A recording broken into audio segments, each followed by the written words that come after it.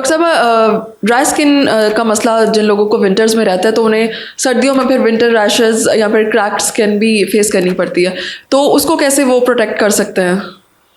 کریکڈ skin جیسے ہاتھوں پہ اور پاؤں پہ جس طرح آ رہی ہوتی ہے. اچھا, اس میں یہ کہ ایک تو یہ کہ ریگولر بیسس پہ ایمولینٹ, اگین بار بار ہماری بات نا موئسچرائزر پہ چلی جاتی ہے, تو ایمولینٹ ضرور یوز کرنے چاہیے. موئسچرائزرس کو ہمیں ریگولر یوز کرنا ہے. جو گھر میں عام استعمال میں ہر گھر میں موجود ہے نا وہ ویزلین ہے, پیٹرولیم جیلی جسے کہتے ہیں. ایک تو روٹین میں کوشش کریں, جیسے خواتین کچن میں رکھ لیں, رائٹ, واش روم میں رکھ لیں, اپنی سائڈ ٹیبل پہ رکھ لیں, تو جب وہ کوئی پانی والا کام کریں, جب اس سے فارغ ہوں تو ڈیمپ اسکن کے اوپر اس ویزلین کو لگا لیں.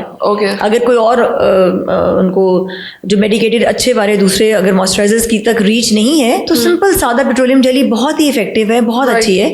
تو دن میں 2-3-4 بار ڈپینڈنگ اپون کہ کتنی دفعہ وہ ہاتھ گیلا کر رہے ہیں نا, چاہے خواتین ہیں, چاہے مرد ہیں, چاہے بچے ہیں, کوئی بھی یوز کر سکتا ہے. تو ہاتھوں پاؤں پہ ریگولر ویزلین لگا لیں. پھر خواتین جو یا مرد بھی اگر برتن دھو رہے ہیں, کپڑے دھو رہے ہیں, ڈٹرجنٹ یوز کر رہے ہیں, تو ڈٹرجنٹ کے ساتھ اگین اسکن ڈرائی ہوتی ہے اور ایگزیماز ہاتھ اور پاؤں کے ایگزیماز ورس ہو رہے ہوتے ہیں, کیونکہ ونٹرز میں پھر اگین گرم پانی یوز کر رہے ہیں, ساتھ میں ڈٹرجنٹ یوز ہو رہا ہے. تو گلوز پہن لینے چاہیے. ہاتھ اور پاؤں کی جو جلد کریک کر رہی ہے نا وہ بہت اچھی امپروو ہو جائے گی اگر آپ گلوز استعمال کریں جب ڈٹرجنٹ کا استعمال کر رہے ہیں اس ٹائم پہ.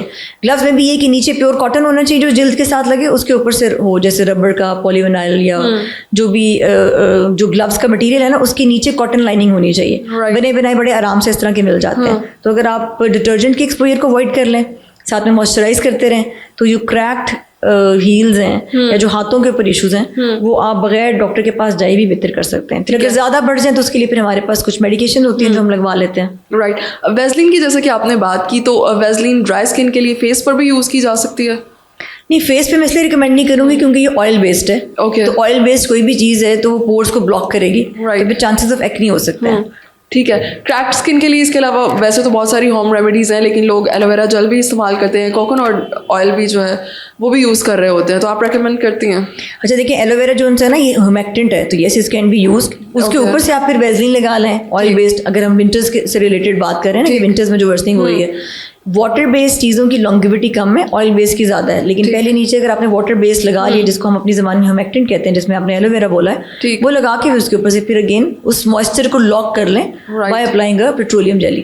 صحیح. Same as the case with the coconut oil. اچھا, کوکونٹ آئل اگین جو آئلز ہیں نا ان کی اپنی پی ایچ ہوتی ہے. ہر آئل باڈی پہ ہر جگہ ہم نہیں لگا سکتے اور نہ ہی ہر ایک کو ریکمینڈ کر سکتے ہیں. ٹھیک ہے, اگر باڈی پی ایچ سے میچ نہیں کرے گا تو اس نے گلیز تو کر دیا اس جگہ کو, لیکن بعد میں نا پرابلم کرتے ہیں. کیونکہ ہاتھ اور پاؤں پہ لگانے میں بہت زیادہ ایشوز نہیں آئیں گے, لیکن جیسے اسکیلپ پہ یا باڈی پہ ہے تو ہر ایک کی باڈی پی ایچ کے ساتھ پھر اس کے اکارڈنگلی دیکھ کے اسکن کی کنڈیشنز دیکھ کے پھر. لیکن اگر ہم دیکھیں تو سوشل میڈیا پر آج کل جیسے بہت سارے بیوٹی انفلوئنسرز ہیں, وہ بہت زیادہ کہہ رہے ہوتے ہیں کہ کوکونٹ آئل جو ہے اس نے تو میجک کر دیا میری اسکن پر, اور اکثر جو ہیں ہمارے ایکٹریسز بھی اس کو انڈورس کر رہے ہوتے ہیں. تو لوگ پھر ان کو دیکھنے سے کوکونٹ آئل اگر ان کی اسکن کے لیے اتنا اچھا تو ہماری اسکن کے لیے بھی اچھا, اور اس کو وہ یوز کرنا شروع کر دیتے ہیں.